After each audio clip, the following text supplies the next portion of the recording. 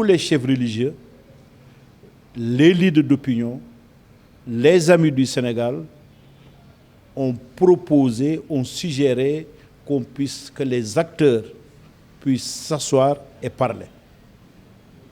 Les élus locaux que nous sommes, nous avons décidé de joindre notre voix à cet appel unanime pour non seulement marquer notre accord et féliciter le président de la République pour avoir bien voulu lancer ce dialogue, mais nous invitons aussi tous les acteurs politiques pour qu'ils puissent répondre favorablement à cet appel du chef de l'État. Puisque de cet appel, tout peut être discuté, comme l'a dit le président de la République lui-même. Et cela nous permettra de vivre en paix. Cela nous permettra, donc on a toujours avancé sur le plan démocratique, sur la base de consensus. Et je pense que c'est une bonne initiative. Nous invitons tous les acteurs à venir répondre à cet appel, que nous souhaitons le plus large possible, que tous les acteurs, que ce soit dans les organisations professionnelles, que ce soit des élus locaux, que ce soit tous les acteurs qui participent de près ou loin à la vie sociopolitique, devraient pouvoir être impliqués et apporter leur point de vue.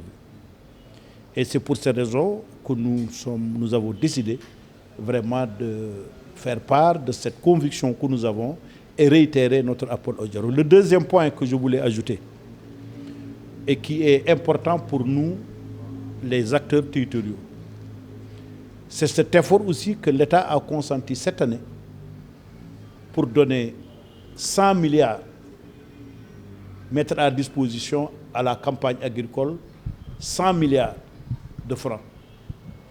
C'est particulièrement important et c'est pour la première fois qu'une volonté politique soit ainsi exprimée avec un montant aussi élevé.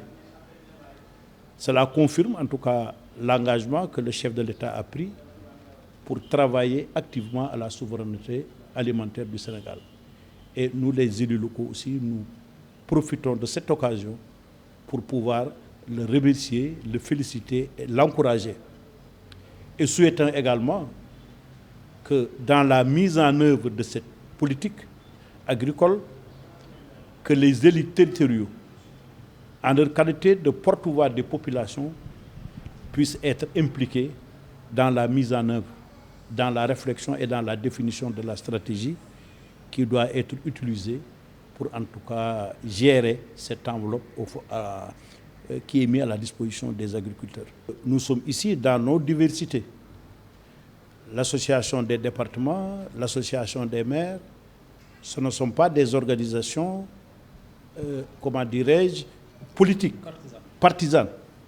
Nous sommes ici dans nos diversités. Tous ensemble, chacun a son parti politique. En nous mettant ensemble, en lançant un appel, je pense que nous commençons déjà à nous impliquer. Ce que nous faisons là, ce que nous continuerons à faire dans nos terroirs, et nous continuerons à sensibiliser tous les acteurs qui peuvent apporter quelque chose donc, à ce dialogue, qu'ils puissent s'impliquer et apporter leur contribution. Je pense qu'il n'y a pas de, comme le président a dit, il n'y a pas un ordre du jour prédéfini. Je pense qu'on peut se retrouver ensemble puisque le Sénégal, la démocratie sénégalaise a toujours fonctionné ainsi. Nous sommes tous des Sénégalais.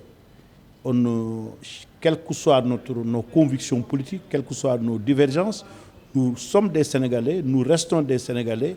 Et comme nous sommes des Sénégalais, on doit pouvoir se parler, on doit pouvoir échanger pour améliorer en tout cas les conditions socio-économiques de nos populations. Je pense qu'il n'est jamais trop tard pour bien faire. Le moment est opportun puisque nous allons vers des joutes. Nous verrons vers des joutes électorales et que les positions en un moment se sont crispées. Il y a des acteurs qu'on ne pensait pas qu'ils allaient répondre au dialogue, mais qui ont répondu. Et je pense que le moment est propice pour pouvoir faire ce dialogue avant les prochaines échéances électorales.